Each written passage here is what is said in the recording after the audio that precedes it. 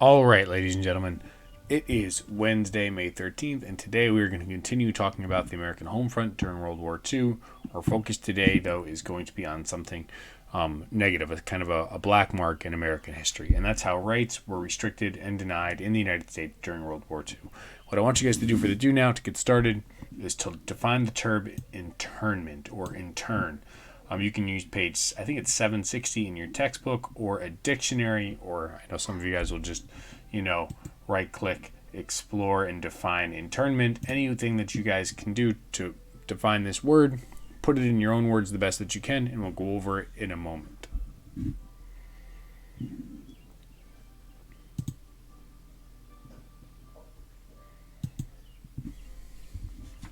All right, so by now you guys have defined that word internment or intern, and what that word means is internment means you're being confined as a prisoner. So to intern means to confine a person as a prisoner. So you're holding them sort of like in jail. And what you're looking at here is an image from an internment camp that existed in the United States. So in the United States during World War II, American citizens, people living in the United States who were Americans who had been here for a very long period of time or who were born in the United States were interned. They were held in as prisoners in the United States. Most notably, typically when people talk about internment in the United States during World War II, they're talking about Japanese internment.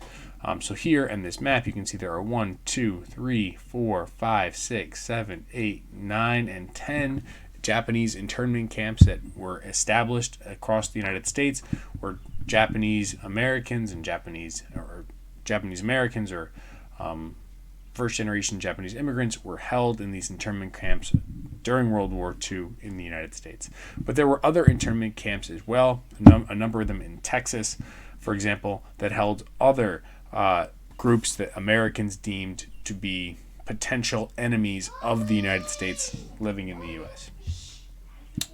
So first we'll talk about Italians and Germans. So Italians and Germans and Japanese were the targeted groups that were held in the United States, either being detained or jailed during World War II.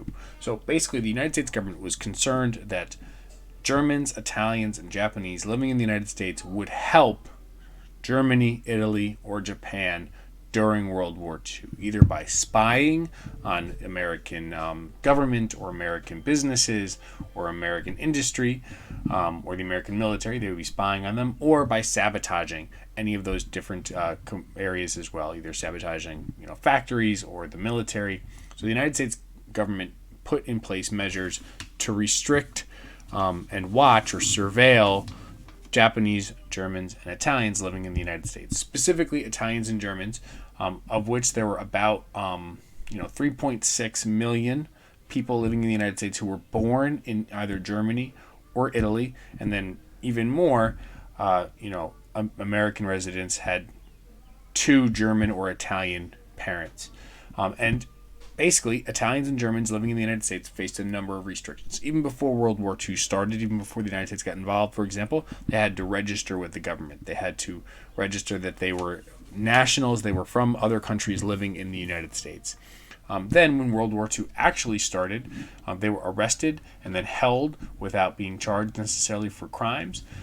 They were very rarely charged with crimes. They were just held on the suspicion that they were potentially people who might be helping Germany or Italy or Japan, in this case Germany or Italy, during World War II. They were also prohibited from owning radios, cameras, weapons, and other sorts of materials that that the government was concerned that they could use to surveil or sabotage the United States government or American industries. They had to follow curfews so that they were not allowed to travel during the daytime, or in non-business areas. They weren't allowed to travel long distances from their homes, but they also had to be in their homes between 8 p.m. at night and 6 a.m. in the morning. And then in the most severe instances, Germans and Italians were relocated from their homes so that they weren't living in prohibited areas. There were some places in the United States that the government deemed more sensitive than others, and if Germans or Italians were in those areas, living in those areas, they were relocated some to interior parts of the United States. And sometimes they were, if deemed such a threat, that they were actually interned or jailed somewhere in the United States. But and approximately 11,000 Germans or Italians living in the United States were interned or detained for long periods of time during World War II. Even more, the United States government was even so concerned about Germans, Italians, and Japanese in the Western Hemisphere in general that the United States actually pressured 19 different countries in Central and South America to deport German, Japanese, and Italian nationals to the United States. So 6,000 German, Italian, and Japanese nationals living in other countries in the Western Hemisphere were actually sent to the United States to be placed in internment camps as well. Most infamously, though, the treatment of Japanese Americans stands out as being a serious stain in American history during World War II.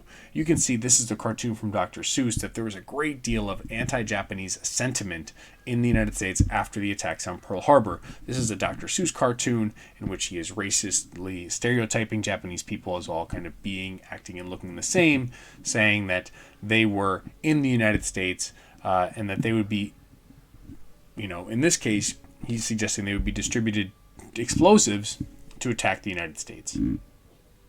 And because of this sort of sentiment, the United States government issued, and more specifically, President Franklin Delano Roosevelt issued an executive order 9066.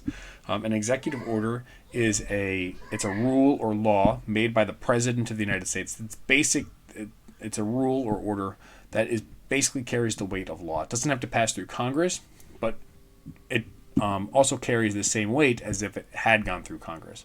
So we're going to read Executive Order 9066 really briefly. or at least a part of it. It's linked in your note page as well. Executive Order 9066 says that whereas the successful prosecution of the war requires every possible protection against espionage, which means spying, and against sabotage to national defense material, national defense premises or areas, and national defense utilities. And then he goes forth to define other parts of, based on other laws. He said the United States government is going to do something to protect the United States against espionage and against sabotage to national defense material, raw materials, places where national defense is being organized, and national defense utilities. We're not going to read the entire thing. I'm just going to highlight a couple different things here. But basically, President Roosevelt said that he would direct the Secretary of War and military commanders to prescribe military areas in such places, and to the extent, basically defining areas in the United States as military areas where any or all persons may be excluded or kept away from, with respect to the right of any person to enter, remain in, or leave shall be subject to whatever restrictions the Secretary of War or the appropriate military commander may impose in his discretion. So they're basically saying, the President of the United States basically said that there would be the military commanders in the United States would be able to determine or name territories in the United States as being military areas, and that they could remove anyone who they thought shouldn't be in those military areas from those military areas. And that's what he's further says, the president, that he authorizes and directs the Secretary of War and the military commanders to take such other steps as they deem appropriate or advisable to enforce compliance with the restrictions in the military areas, etc. And again, the summary of these two paragraphs is that the President of the United States is giving military officials the power to identify military areas and to restrict who is allowed in those military areas, and that they can do whatever they need to keep those military areas safe. Right? And those militaries, that specifically, there were two military areas designated on the West Coast. Military Area 1, and then Military Area 2 is extended to include more of Washington and Oregon. And then the military commanders decided that any Japanese person living in these military areas needed to be removed from those areas. First, they were subject to curfews and other restrictions, but then they were forced to relocate from these areas, from the military areas. If they had homes or businesses, they had to leave these areas. They were given 2 days' notice, and then they were forced to move to internment camps set up all over the United States. And what you guys are going to do next is you're going to watch some videos that explain what it was like to live in those internment camps for Japanese during World War II. There are 2 videos, one here from TED, and then one from an Oregon Parks agency. Both talk about the experience of Japanese in those internment camps. You guys are going to answer these 3 questions about the internment camps. We've already sort of answered 6 and 7. Over 100,000 Japanese Americans were forced to leave their homes. And then you guys are going to use the videos to describe the conditions living in internment camps. All right. That's it for now. I hope you guys have a great day. This will be due next Monday. On Friday, we'll answer some short multiple choice questions about just about everything we covered so far, and then we'll see what happened in the rest of World War II.